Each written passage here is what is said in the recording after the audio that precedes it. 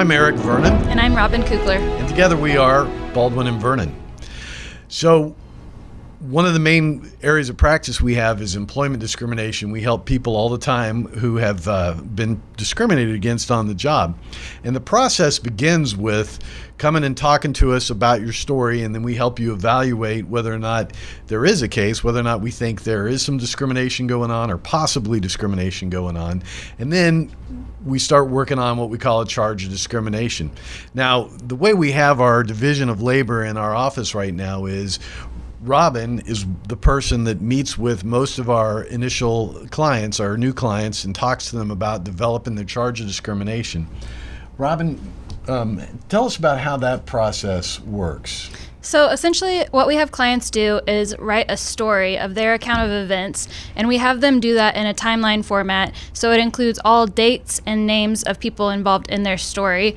They then send that to me, and I change some of the legal jargon around and make it into the charge of discrimination.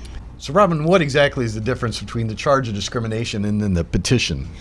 The charge of discrimination is filed and sent to the MCHR, and they then do an investigation and issue a right to sue. They have 180 days to do so after you have submitted your charge. And then what do we do with the petition?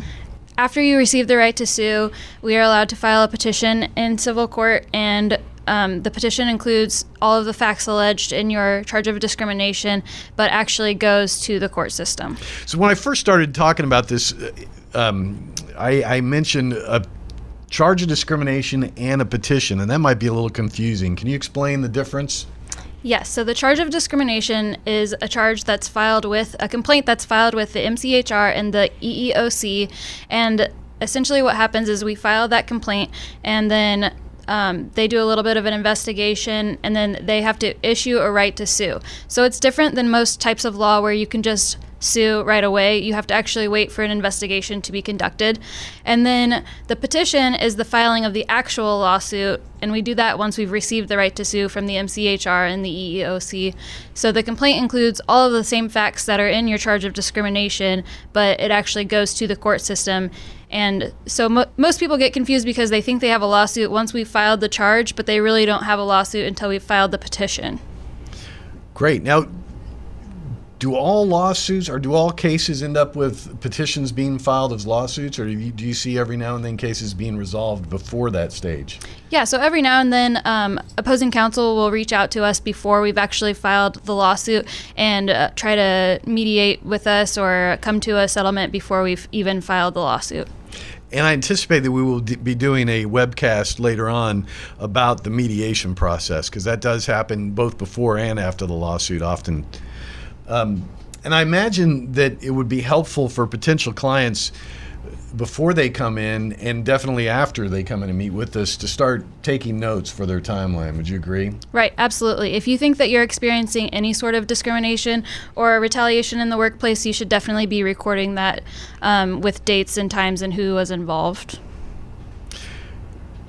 Can you think anything else that would be helpful for your part of that initial process for a client to bring with them? Just any specific materials that you have that were related to the discrimination that you received. Like if you have a specific email that says something about your gender or your age, then that'd be helpful to read during the initial meeting. Now, eventually, if we file a lawsuit, we will engage in what is known as discovery.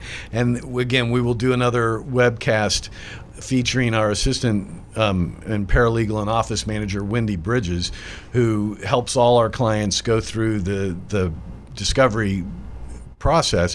One of the things I will say at this point, though, is lawsuits are long and difficult, and they feel very invasive, and that's just something you need to expect. The way the American justice system works these days is we get to find out everything about the opposing side, and the opposing side gets to find out most everything they want to know about us.